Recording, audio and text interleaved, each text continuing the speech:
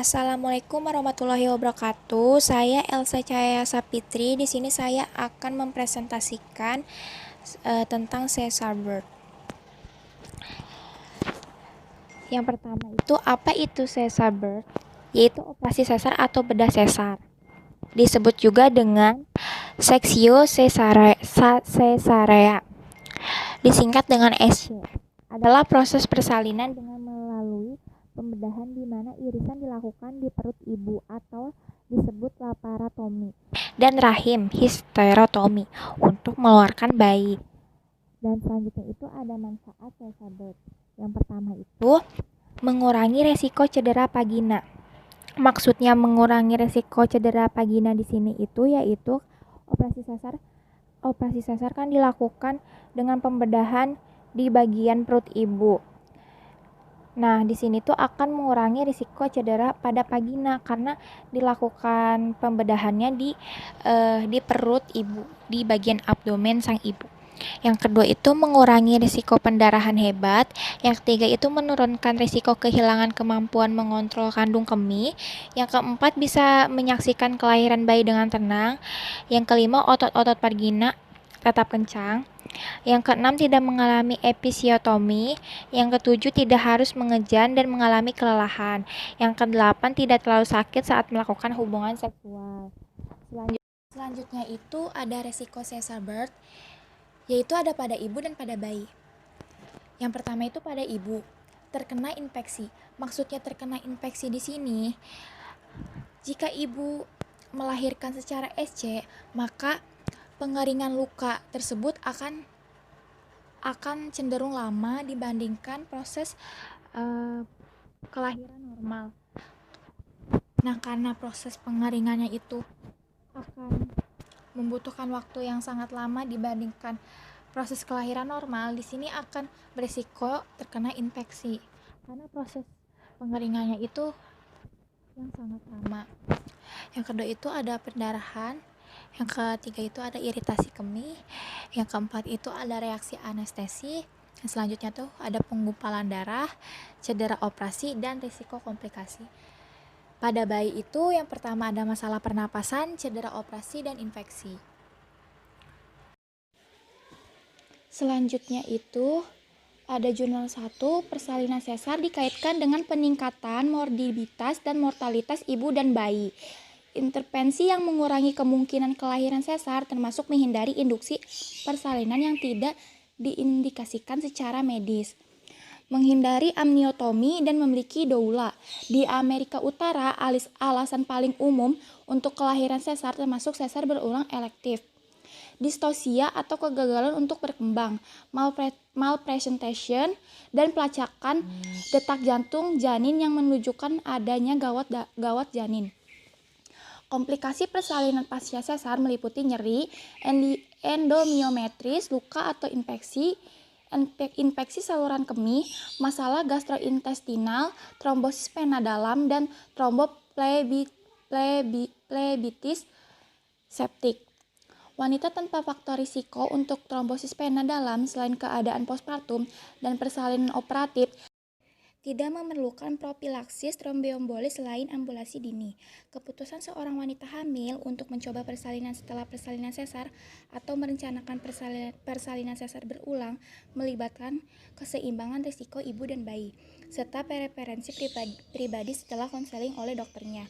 Angka kematian ibu untuk kelahiran sesar primer adalah 8 per 100.000 kelahiran dan 13,4 per 100.000 kelahiran. Untuk kelahiran sesar berulang elektif (ERCD), setengah dari kematian ini terkait dengan komplikasi intraoperatif. Penyebab kematian ibu yang paling umum termasuk komplikasi dari preeklamsia ketika indikasi untuk persalinan sesar, tromboemboli paru, emboli cairan ketuban, dan pendarahan. Pada jurnal ini menjelaskan kelahiran sesar berulang elektif dan serta komplikasi pada pasca sesar. Nah, apa itu sesar elektif? Maksud dari SC elektif itu adalah tindakan SC terencana yang dilakukan sebelum proses persalinan dimulai. Nah, pada jurnal ini pun angka kematian ibu untuk kelahiran sesar primer adalah 8 per 100 ribu kelahiran dan 13, per 100 ribu kelahiran.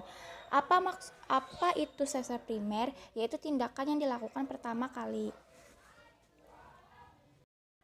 Selanjutnya itu ke jurnal 2, yaitu cara persalinan untuk wanita dengan persalinan sesar sebelumnya tetap diperdebatkan. Kami melakukan penelitian ini yang membandingkan hasil ibu dan bayi setelah percobaan persalinan perpaginam. Setelah persalinan sesar versus persalinan sesar elektif berulang, tingkat absolut morbiditas dan mortalitas ibu yang parah rendah, tetapi secara signifikan lebih tinggi setelah percobaan persalinan perpaginam. Setelah persalinan sesar dibandingkan dengan persalinan sesar berulang elektif, 10,7 pi, 5,65 per 100 persalinan. Masing-masing RR yang disesuaikan 1,969% CI 1,76 hingga 2,19. Perbedaan tingkat yang disesuaikan pada morbiditas dan mortalitas ibu yang parah dan morbiditas dan mortalitas neonatal yang serius kecil 5,42 dan 7,09 per 1000 pengiriman. Jumlah yang dibutuhkan untuk merawat 184 dan 141.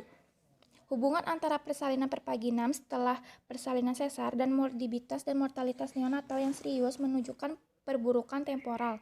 RR 0,94 95% CI 0,77 menjadi 1,15 pada 2003 sampai 2005. RR 2,07 95% CI 1,83 menjadi 2,35 pada 2012 sampai 2014. Meski mutlak tingkat hasil yang merugikan rendah, percobaan persalinan perpaginam setelah persalinan sesar terus dikaitkan dengan tingkatnya morbiditas dan mortalitas yang relatif tinggi pada ibu dan bayi.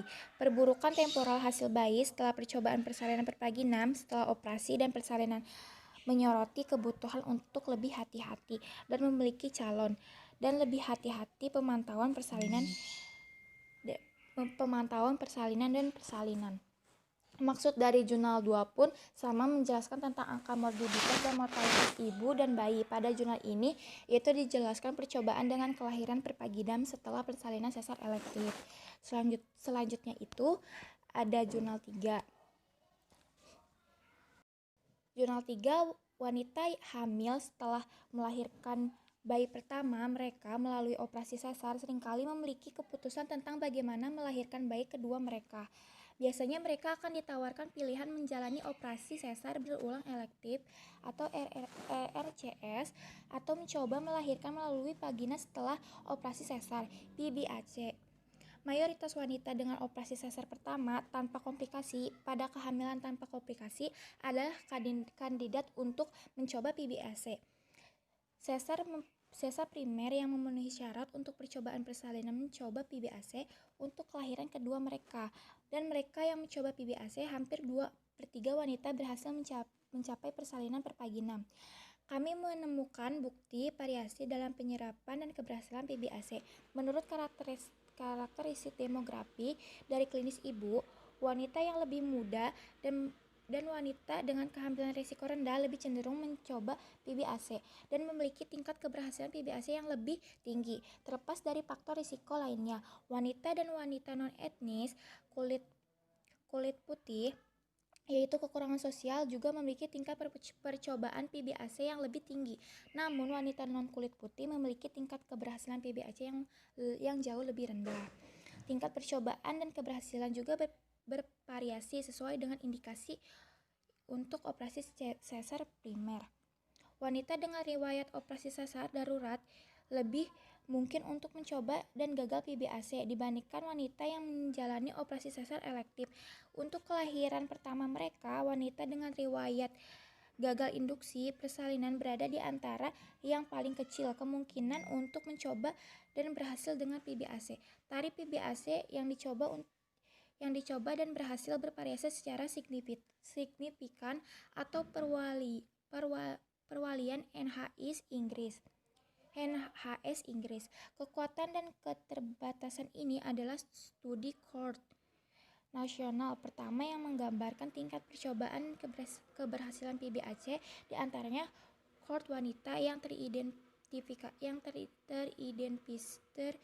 terdefinisi dengan baik daripada melaporkan tingkatan PBAC secara keseluruhan.